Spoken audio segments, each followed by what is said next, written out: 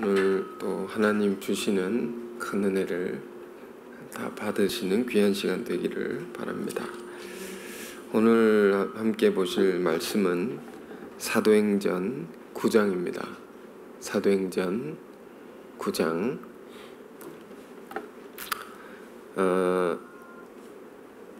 9장 15절 한 구절인데요. 찾으신 줄 알고 제가 읽겠습니다. 주께서 이르시되 가라, 이 사람은 내 이름을 이방인과 임금들과 이스라엘 자손들에게 전하기 위하여 택한 나의 그릇이라. 아멘. 오늘하고 다음 주 이 2주간에 걸쳐서 사울의 회심, 바울이죠. 바울의 회심 사건을 2주에 걸쳐서 함께 묵상하고자 합니다. 바울의 회심 사건은 9장 1절에서 19절까지 이렇게 기록이 되어 있는데, 사실 제가 한 번에 전하려고 이제 준비를 하다가 이 안에 참 중요한 내용들이 너무도 많다, 이걸 다 나누어야 되겠다 싶어서 2번 설교하기로 했습니다. 자, 사울의 회심, 바울의 회심인데요. 회심이 뭡니까? 한자의 그 뜻 그대로 보면 마음을 돌이킨다는 거죠. 누구에게로 돌이킵니까? 그리스도에게로 마음이 돌이켜졌다. 그래서 그의 인생이 전혀 새로운 삶을 살게 되었다. 그 기점을 이제 회심이라고 하는 것입니다. 우리도 이제 예수를 믿게 되면 이런 사울처럼 극적인 변화, 극적이죠. 이거는 극적인 변화의 체험은 아니더라도 전혀 다른 삶을 살게 되죠. 변화돼서 모든 믿는 자들은 크고 작게 이런 경험을 하게 되는 것입니다. 그래서 우리는 이 사울의 회심 사건을 보면서 우리가 깨닫길 원하는 것은 하나님께서 귀 쓰는 사람 어떻게 불러서 쓰시는가, 이걸 잘 보면서 우리의 부르심, 나의 부르심의 깊은 세계를 우리가 깨닫기를 원하는 것입니다. 자, 이 사울이라는 사람, 이 어떤 사람이냐? 신약 성경을 보면 신약 성경의 절반이 그가 기록한 내용입니다. 이제 사울이 많은 서신들 있죠, 편지들 있죠. 공교회에 보내는 편지가 있고 개인적으로 보내는 편지도 있죠. 빌레몬서 같은 경우 그런 편지의 내용들이 절반 이상이 신약에 다 이제 사울이 쓴 편지의 내용입니다. 성경이 이만큼 많은 내용이 그의 글이 적혀 있는 거죠. 오늘날 예수 믿는 자들에게 그의 글은, 그가 남긴 내용은 수많은 도전을 주고 또 지혜를 주고 신앙의 모범이 되고 있는 것이죠. 뿐만 아니라 사울은 어떤 사람입니까? 예수 그리스도의 복음을 예루살렘의 이 작은 지역에 머물 수밖에 없었던 복음을 전 세계로 확장시켰던, 그야말로 기독교 그리스도교의 최대 공로자라고 할 수 있습니다. 큰 일을 한 사람입니다. 하나님의 역사에 있어서. 그런데 그는 어떤 자였고 어떻게 부름을 받게 되었느냐, 그 어떻게 변화되었느냐, 그 과정 속에 무슨 일이 일어났는가, 우리 이걸 보는 것입니다. 사람이 잘 바뀌지 않지 않습니까? 어떤 사람이 그런 얘기를 합니다. 수십 년 같이 지냈는데 저 사람은 바뀌지 않습니다. 사람 바뀌지 않지 않습니까? 이렇게 동의를 구하는 질문을 받은 적이 있습니다. 그래서 잘 안 바뀌죠. 우리 자신을 봐도 지독한 고집 같은 것이 있지 않습니까? 그런데 성경은 뭘 말합니까? 바뀔 수가 있다는 것입니다. 어떤 사람도 바뀔 수가 있다. 그런 면에서 또 다른 희망을 이 본문에서 얻기를 바랍니다. 자, 그러니까 이 사울이라는 자는 어떤 자였느냐? 사도행전 9장 이렇게 시작합니다. 9장 1절 보십시오. 제가 읽겠습니다. 사울이 주의 제자들에 대하여 여전히 위협과 살기가 등등하여 대제사장이 가서, 자, 이렇게 시작합니다. 사울의 회심 이야기는 이렇게 시작합니다. 위협과 살기가 등등했다. 살기, 죽이고자 하는, 사람을 죽이고자 하는 기운이 그 안에 가득한 사람이었다는 것입니다. 사울 안에. 누굴 죽이려 하는 것입니까? 주의 제자들이라고 했죠. 그 예수 믿는 자들을 죽이고 싶어 했던 사람들, 다 죽여버리겠다. 이런 사람이 사울이었습니다.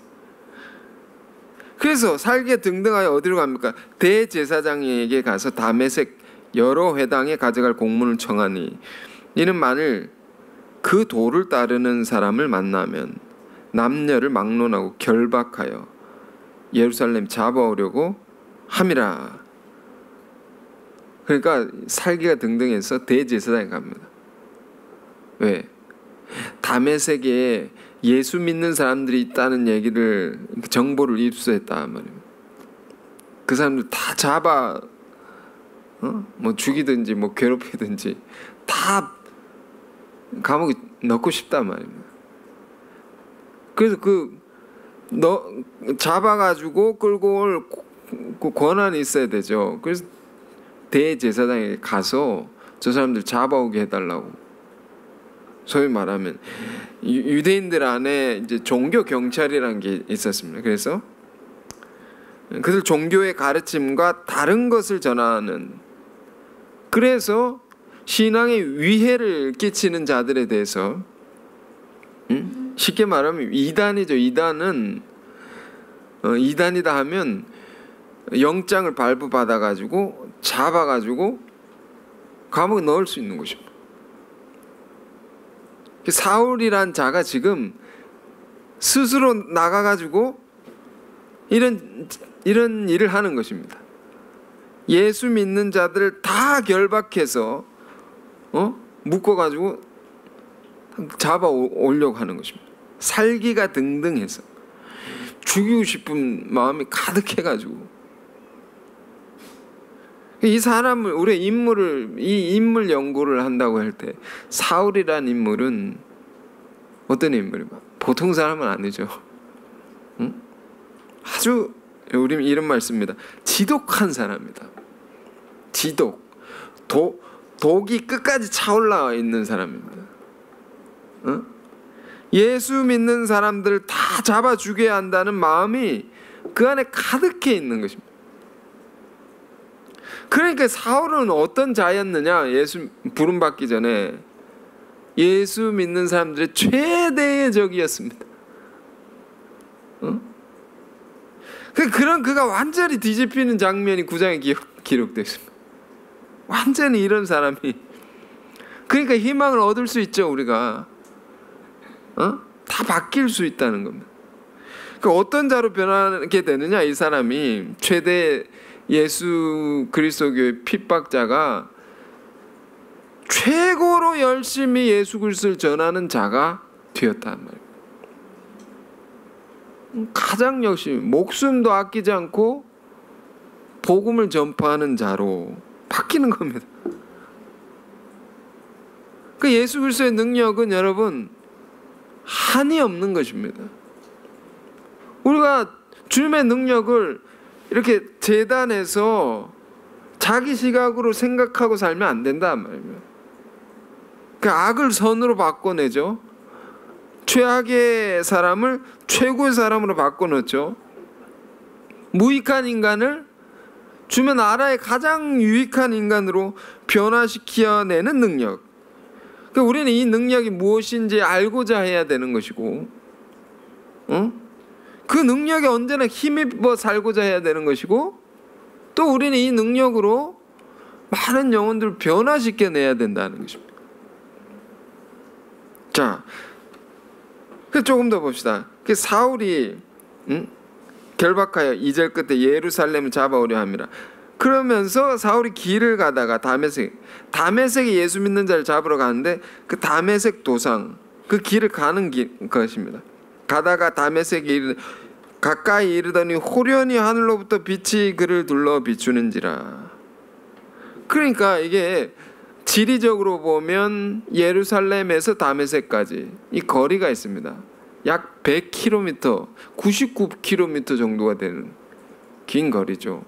요즘처럼 뭐 차로 가는 것이 아니고 걸어서 갑니다. 근데 이 당시 날씨는 또 사막처럼 뜨거운 태양이 내리쬐는 그런 날씨 속에 보통 사람은, 이 유대인들은 낮에 돌아다니지 않습니다. 너무 더워. 우리도 최근에 더웠지 않습니까? 더우니까 사람이 이렇게 없지 않습니까? 안 다니는 것입니다. 그런데 사울은 어떤 사람입니까? 걸어갑니다. 영장을 발부받아 그 뜨거운 태양 아래 긴 거리를 증오로 가득해가지고, 살기가 가득해가지고 그 걸어가는 것입니다. 예수 믿는 자를 잡아 죽여야 되겠단 말이에요. 무엇이 도대체 무엇이 사울을 이렇게 만든 것인가 말이에요. 그 안에 분명히 이유가 있습니다.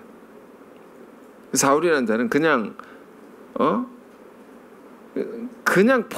폭군처럼 폭동, 그런 성난 민중의 그런 모습, 그런 사람이 아니고 이유가 있는 것이면, 예수 믿는 자들을 길을 쓰고 박해하는 이 이유가 있습니다.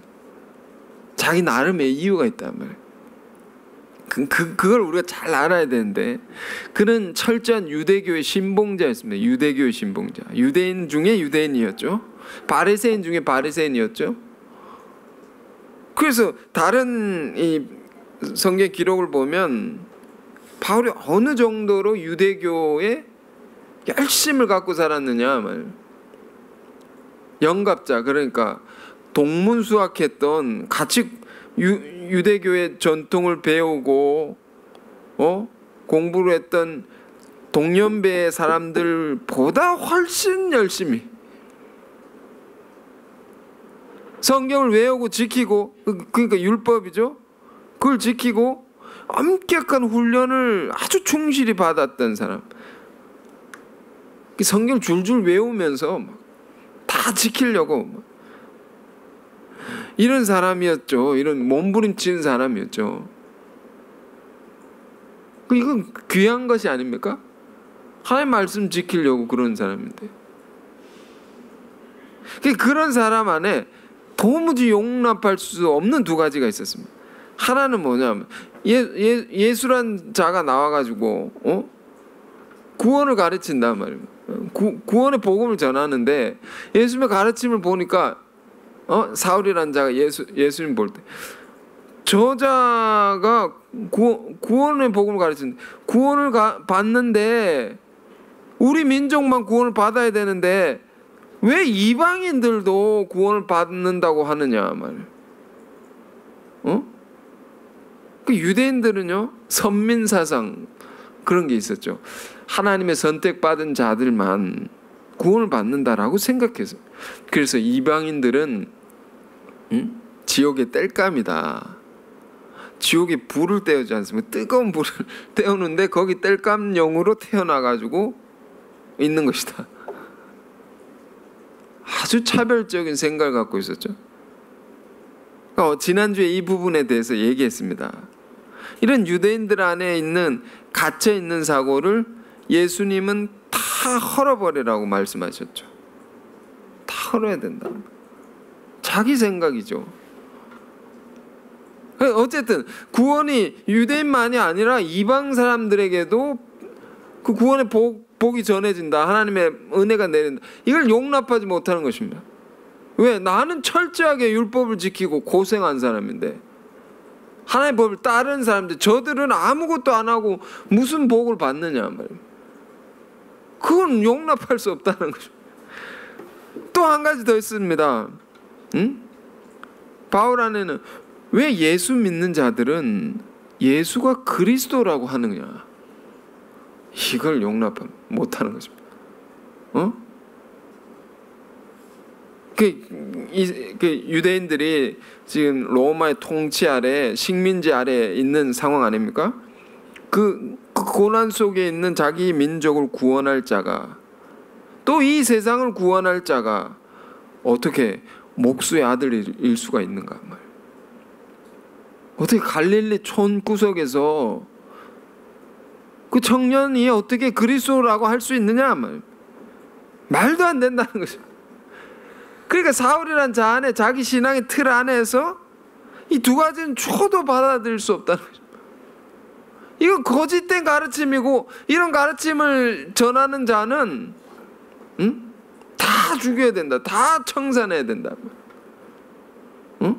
그러니까 예수의 제자들이 이런 이야기를 하고 다닌단 말이에요.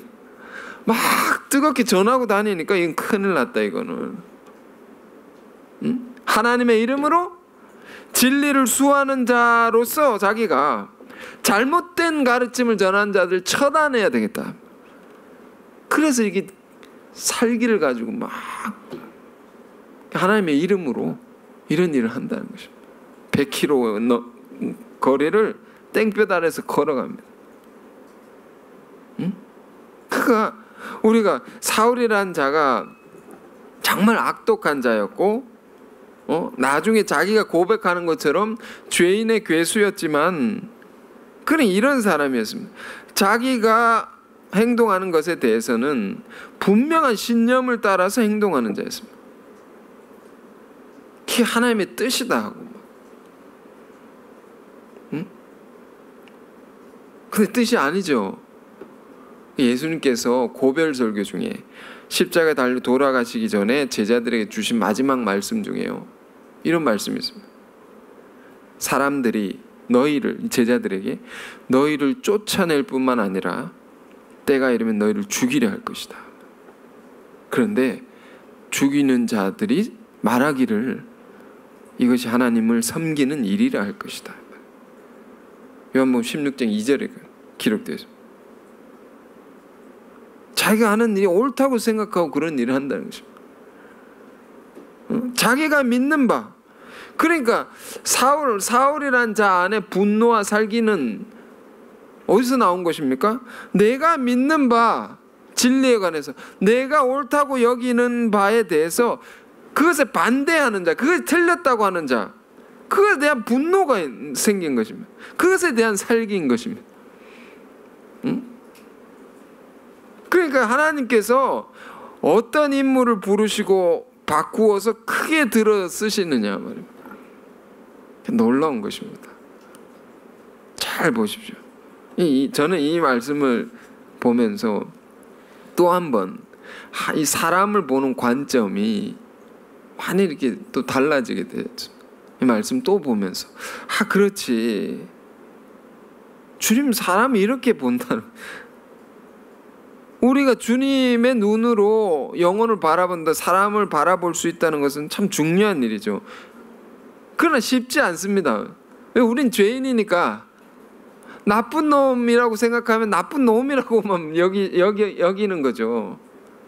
죄인을 볼 때 죄인으로만 생각하는 거죠. 죄인이겠죠.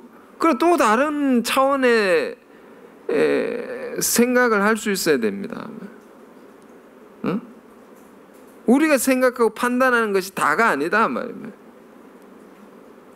하나님께서 영혼을 바라보시는 것은 정말로 다른 것입니다. 우린 그걸 알고자 해야 되고, 그것으로 우리는 영혼을 바라봐야 됩니다. 지금 이 사울 같은 사람, 정말 이런 사람 여러분 만난 적 있습니까? 응? 어떤 사람? 정의감에 불타오르는 정의, 열정이 가득한 사람.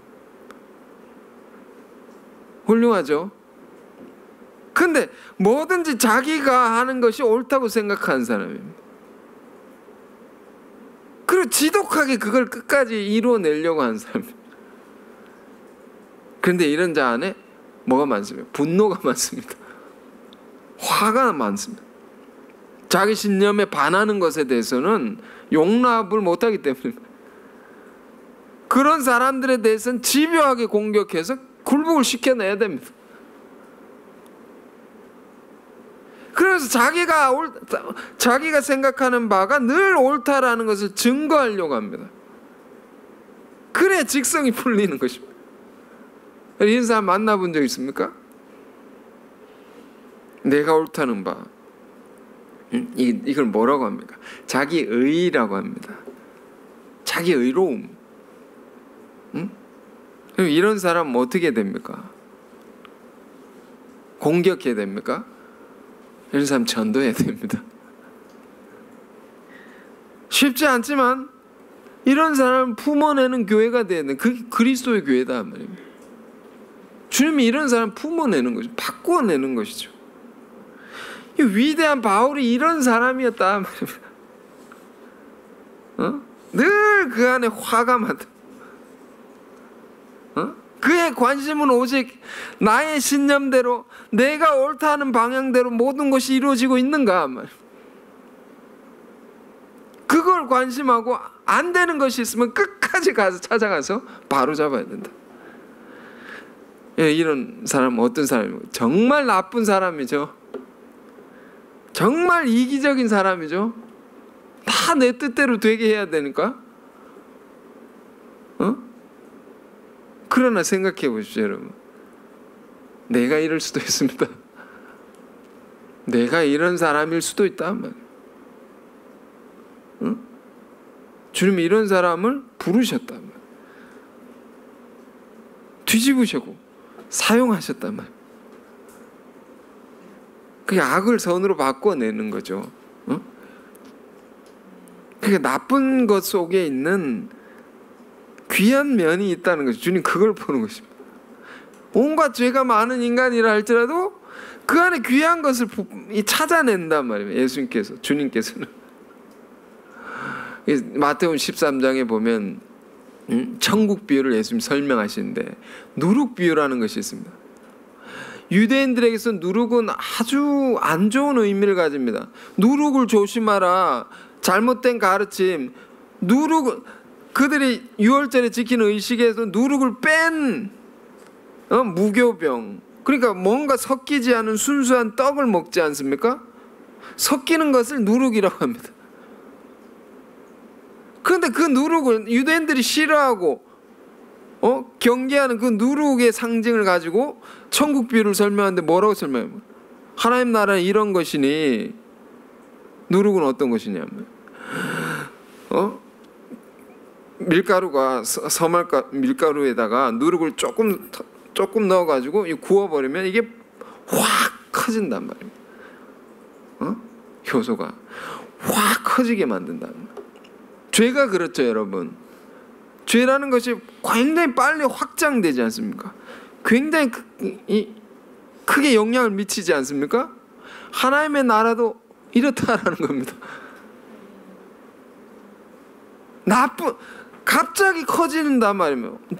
잘하지 않는 것 같다가도 갑자기 변화되는 때가 있다.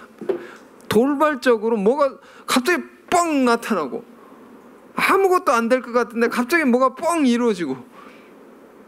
보십시오. 아주 부정한 것, 나쁜 것을 들어서 예수님이 교훈을 주시는 거죠. 그 사람을 볼 때도 마찬가지입니다.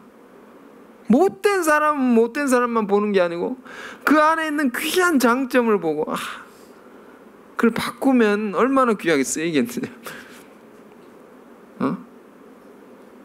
지금 사울이 그런 인간이었습니다.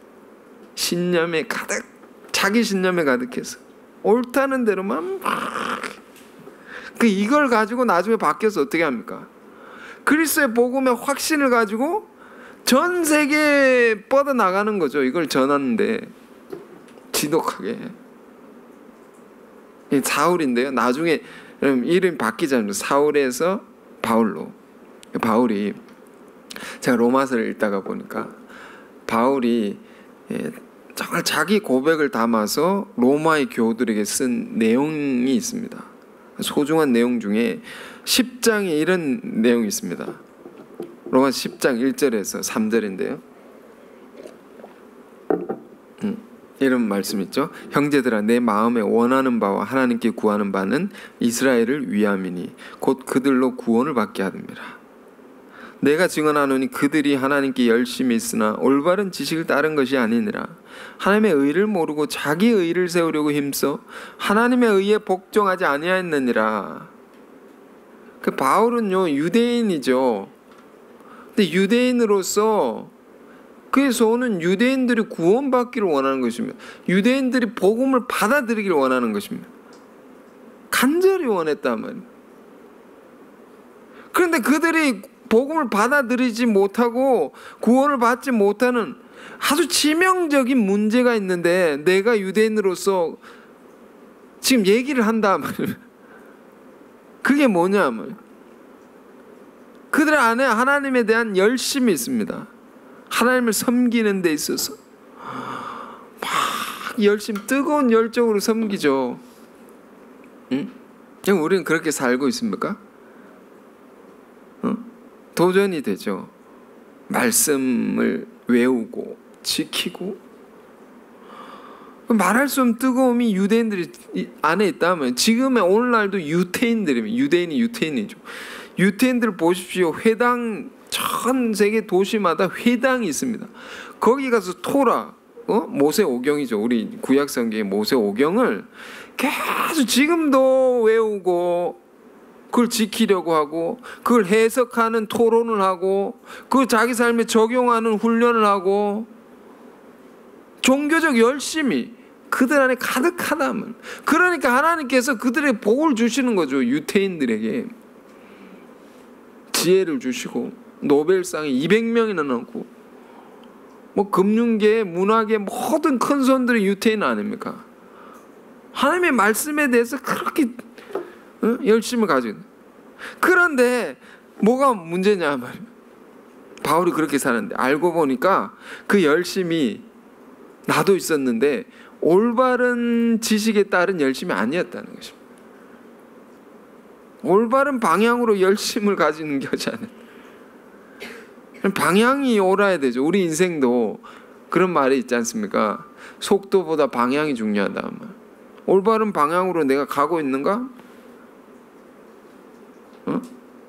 먼저는 우리 가슴이 뜨거워지길 원합니다. 유대인처럼. 이게 필요하죠. 근데 뜨거운 것이 무엇을 향한 뜨거움이냐? 올바른 지식을 따라. 이건 복음을 얘기하는 것이죠. 복음. 예수 그리스도께서 온 삶으로 성취해내신 진리. 복음의 진리. 이게 올바른 지식을 말하는 것입니다. 이거를 내가 몰랐다는 것입니다. 모르고 자기 의를 세우려고 내 의를 세우려고 힘썼다면 내가 하나님의 말씀을 지키고 따라 살려고 열심히 사는데 알고 보니까 하나님의 진리가 아니고 내가 생각하는 진리의 그 신념을 따라서 내 스스로 옳다는 것을 따라서 내 자신을 드러내기 위해서 열심을 다해 살았던 것이다. 엉뚱한 방향으로 내가 막 달려갔다. 그래서 내가 결국 어떻게 되었느냐? 하나님에 의해 복종하지 않게 됐다고. 하나님의 뜻과 전혀 다른 길을 내가 가고 있었다. 방향이 틀렸더라. 내 인생의 방향이. 우리 신앙생활이 그런 것입니다. 처음에는 하나님 믿는 것이 중요하죠. 반드시 계신 것과 반드시 계시다. 하나님 반드시 살아계시다. 믿는 것과 안 믿는 것은 엄청난 차이가 아닙니까? 근데 믿었다 하면 믿었는데 신앙을 하다 보면 더 깨닫게 되는 것은 바르게 믿어야 된다라는 거죠. 다르게 엉뚱하게 믿는 사람들이 오늘날 얼마나 많습니까? 그래서 잘못된 경우가 얼마나 많습니까?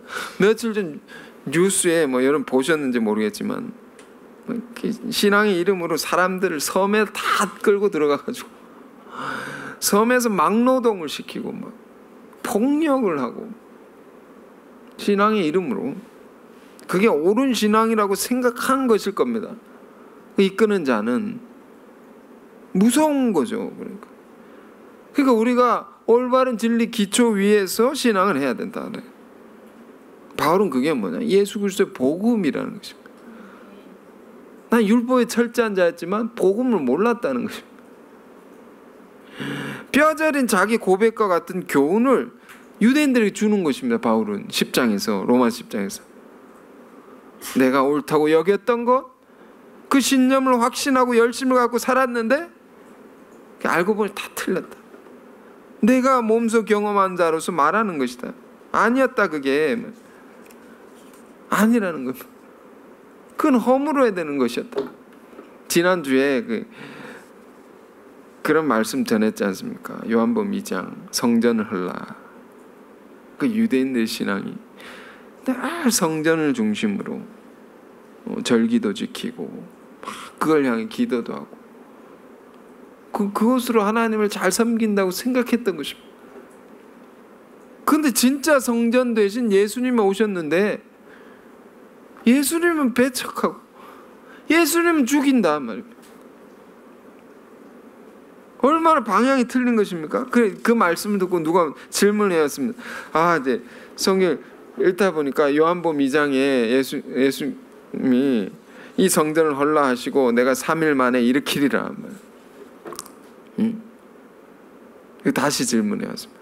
뭘 헐고 뭘 일으키라는 것입니까? 헐어야 될 거, 무너뜨려야 되는 거 뭡니까? 자기 고집, 자기 중심, 이기적인 신앙의 틀, 그런 거죠. 엉뚱한 것을 옳다 여기는 자기 나름대로 세워진 신앙의 틀 다 헐라는 거죠. 그럼 뭘 일으키라는 것입니까? 내가 3일 만에 일으키리라. 3일은 뭘 가리키는 것입니까? 그리스도께서 우리 죄를 위해서 죽으시고 4일 만에 부활하셨다. 십자가 사건을 통해서 모든 믿는 자들이 그리스도를 향한 마음을 세워야 된다. 그리스도를 우리 삶의 중심으로 모시고 그분의 말씀대로 살아가는 신앙을 이렇게 세운다는 것입니다. 그 십자가 사건을 통해서 우리 신앙이 늘 이걸 점검해야 됩니다. 그렇지 않으면 엉뚱한 방향으로 갑니다. 난 신앙을 열심히 한다고 하는데 주님 보실 때 아니다, 너 다른 길로 가고 있다 할 수 있는 것입니다. 그래서 갈라디아서 2장 20절에 바울은 이런 고백을 했습니다. 내가 그리스도와 함께 십자가에 못 박혔나니 이제는 내가 사는 것이 아니요 내 안에 있는 그리스도가 사는 것이라고. 나는 죽고 그리스도가 내 안에 살아야 된다. 죽고 다시 사는 체험이 우리 신앙의 과정 속에 늘 반복적으로 있어야 되는 것입니다. 지금 본문의 사건은 이 사울이라는 자가 완전히 죽고 새롭게 태어나는 그런 거듭남의 장면입니다. 자, 어떻게 죽고 태어나느냐? 3절 다시 본문 돌아갑니다. 9장 3절 사울이 길을 가다 다메섹이 가까이 이르더니 호련히 하늘로부터 빛이 그를 둘러 비추는지라. 갑자기 막 사막에 빛이 쫙, 사막에 형광등도 없을 텐데 내리쬐는 태양밖에 없는데 또 무슨 빛이 둘러 이 말 속에는 그는 지금까지 어둠 속에 있었다는 것일지 모릅니다. 어둠 속에 이 바울 안에 강력히 일어난 영적인 체험을 말하는 것입니다. 빛이 그를 둘러 비추니 땅에 엎드러져 들으며 소리가 있어 이르되 음성이 들린 것입니다. 사울아 사울아 네가 어찌하여 나를 박해하느냐 하시거늘 대답하되 주여 누구시니까 이르시되 나는 네가 박해한 예수라. 지금 사울이 누구를 죽이러 가는 것입니까? 예수 믿는 자들을 잡아 죽이려고 하는 거죠. 그런데 예수님의 음성이 들리는 겁니다. 사울아 사울아, 2번 불렀다. 성경에 2번 부르는 것은, 이름을 2번 부르는 것은 아주 중요한 의미가 있습니다. 아주 간절함이 있고요, 깊은 사랑이 담긴 음성입니다. 사울아 사울아, 사울아 사울아. 우리도 이 음성 들으면 다 무너집니다. 누가복음 22장에는요 이런 말씀이 있습니다. 시몬아 시몬아, 이런 말씀이 있습니다. 언제 그런 시몬의 이름 2번 부르셨냐면, 시몬이 예수님께서 십자가 길을 가시기 전에 시몬 안에 있는 약함, 베드로 안에 있는 약함을 주께서 아시고 마지막 당부를 하시는 것입니다. 시몬아 시몬아, 사단이 너를 막 쥐고 흔들 것이다. 밀 까부르듯이 너를 엄청나게 시험하려 들 것이다.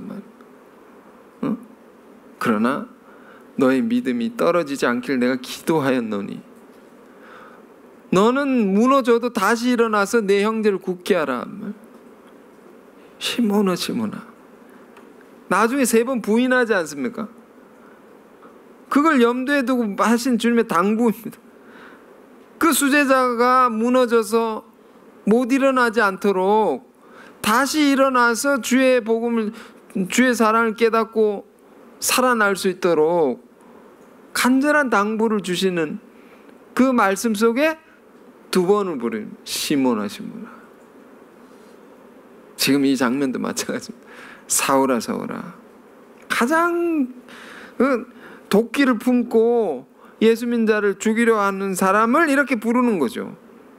사울아 사울아, 네가 어찌하여 나를 받게 하느냐? 주님 누구십니까? 나는 네가 받게 한 예수다. 사울은요 예수님 한 번도 본 적이 없습니다. 소문만 들었을 것입니다. 직접 본 적이 없는 사람입니다. 그런데 주님께서 오셔서 나는 네가 받게 하는 예수다 말이에요. 왜 나를 받게 하느냐? 이건 뭘 의미합니까? 예수의 제자들, 예수 믿는 자들을 받게 하는 것은 예수를 받게 하는 것이다. 하나로 하나 되어 있기 때문에, 사랑으로 일체되어 있기 때문에 예수의 제자들은, 믿는 자를 받게 하는 것은 예수를 받게 하는 것이다. 그러므로 여러분, 우리가 함부로 믿음의 형제를 미워해서는 안 됩니다. 함부로 정죄해서는 안 됩니다. 함부로 그를 괴롭게 해서는 안 됩니다. 그것은 주님께 대하여 그리 하는 것이다. 응? 그게 지금 이 한마디입니다. 사울아 사울아, 이 부르심이죠. 네가 왜 나를 박해하느냐? 이 음성에 다 무너졌습니다. 다 무너졌습니다.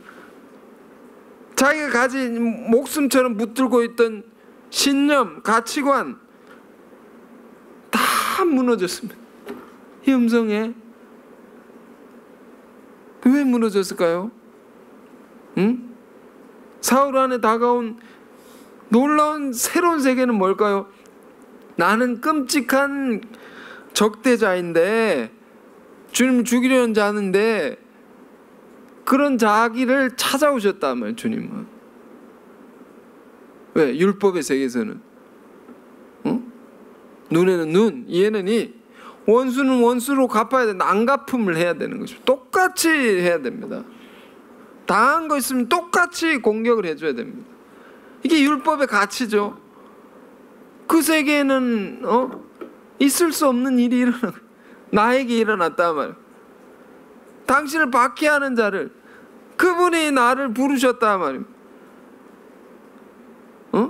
자기 안에 죄를 보지 않고 자기 안에 추악한 죄를 묻지 아니하고 이 악독한 사울 안에 이것이 큰 충격으로 다가왔습니다. 사랑의 충격입니다. 어찌나 큰 충격이었든지 9절에 보면요, 앞이 보이지가 않습니다.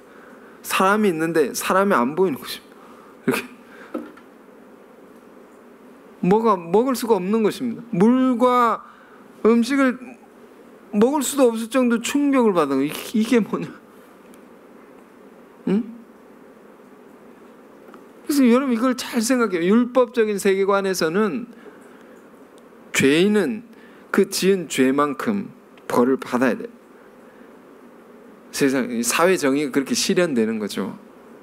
응? 뉴스에 어떤 사람이 사람 죽였다 하면 그런 사람이 잡혔다 해보십시오. 그러면 뭐라고 합니까? 사람들이 막 비난을 하면서 종신형이 처해야 된다. 죽을 때까지 감옥에 나오지 않게 해야 된다. 그렇지 않으면 사형을 시켜야 된다. 막 뭐 소위 말하는 댓글이 주르륵 달릴 것입니다. 응? 그런데 그런 자를 용서하셨다고. 용서. 그 죄를 묻지 아니하시고. 응? 어떻게 용서해 주나? 응? 로마서를 보면요, 바울이 변화돼 가지고 그 용서의 가르침을 아주 체계적으로 정리해 놨습니다. 소위 말하면 대속이죠, 대속. 그 법적인 것으로 설명해 놨습니다. 죄인이 용서해 주면 어떻게 되느냐? 그럼 질서가 파괴되지 않느냐 말. 죄는 벌을 받아야 되는데 정의가 실현되지 않는다면. 그러나 바울은 말합니다. 그런 정의 외에 새로운 정의가 나타났으니, 새로운 의라고 합니다. 정의가 나타났다. 새로운 정의. 세상이 생각하는 정의가 아니라 새로운 정의. 그건 뭐냐? 죄를 지으면 벌을 받아야 되는데 그 죄인이 벌을 받지 않고 다른 이가 그 벌을 대신 받아가지고 그가 죄의 책임을 면하게 됐단 말이에요. 그가 죽어야 되는데 다른 이가 죽었단 말이에요. 이 새로운 정의입니다. 그러므로 이 법원에 가면 천칭이 있습니다. 이 상징이 딱 있지 않습니까? 죄를 지으면 벌을 받아야 된다. 아주 정확하게 1대1로. 이게 흐트러짐이 없는 것입니다. 왜? 그 벌을 다른 이가 받았다. 이걸 대속이라고 하죠. 예수 그리스도께서 우리의 죄를 대신해서 지시고 죽으셨다면, 우린 죄인이었는데 그러나 의인이 되었다면, 다 용서함을 받아가지고 그 바울이 그 깊은 세계를 묵상해서 로마서를 정리한 것입니다. 자기가 다 무너지는 이 영적인 충격 속에서 그걸 깊이 생각하고 또 생각하고 기도하고 또 기도해서 정리한 것이 로마서입니다. 그래서 우리가 얼마나 로마서를 묵상해야 됩니까? 나중에는 3년 동안 아라비아라는 그런 곳에 가가지고 모든 관계를 다 끊고 거기서 그걸 묵상한 것입니다. 내가 받은 은혜, 내가 받은 용서는 어떤 것이냐, 이 세계는 어떤 것이냐, 이 엄청난 충격, 죄인의 죄를 묻지 아니하고 무조건적으로 용서하실 수 있는 이 사랑이 뭐냐 말이에요. 그것을 자기 내면에 깊이 뿌리내리는 시간을 가진 것입니다. 그리고 그것을 가지고 위대한 일을 해낸 것입니다. 여기서 힘이 나온 것입니다. 우리도 그렇습니다. 말씀을 듣지 않습니까? 은혜를 받았다. 오늘 은혜 받았네. 그냥 가는 게 아니고, 그냥 지나가는 게 아니고, 그걸 말씀을 묵상하고 또 묵상하고 기도하고 또 기도하면서 이 말씀 내 안에 살아있는 말씀이 되게 한다. 그런 사람이 있다면 하나님께서 바울처럼 귀하게 쓰실 것입니다. 지금 바울의 경험이란 게 그렇다. 무슨 변화가 일어난 거냐, 자기 안에. 원수 같은 자를 죽이려고 하는 자를 불러가지고 세웠단 말이에요. 그 죄를 책망치 않고, 이전의 과거를 돌아보지 않고, 추궁하지 않고, 이 무조건적인 사랑이 그 인생을 바꾸는 것입니다. 여러분, 우리는 어떤 사람들? 우리는 지금껏 어떻게 살아온 것입니까? 우리는 의인으로 살아왔습니까? 하나님 앞에 부끄러움 없는 떳떳한 삶을 살았습니까? 그렇지 않을 것입니다. 우리는 저마다 모양은 다르겠지만 주님 앞에 다 주님을 박해하는 자로 사울과 같은 자였을지 모릅니다. 주의 믿는 자를 주님이 사랑하는 자를 미워하고 정죄하고 살았던 우리의 모습은 없습니까? 우리는 다 사울과 같은 자입니다. 내가 가진 신념만 옳다고 생각하고 남의 일을 듣지 않고 그것으로 믿음의 형제를 상처를 주고 하지 않았습니까? 우린 다 사울과 같다.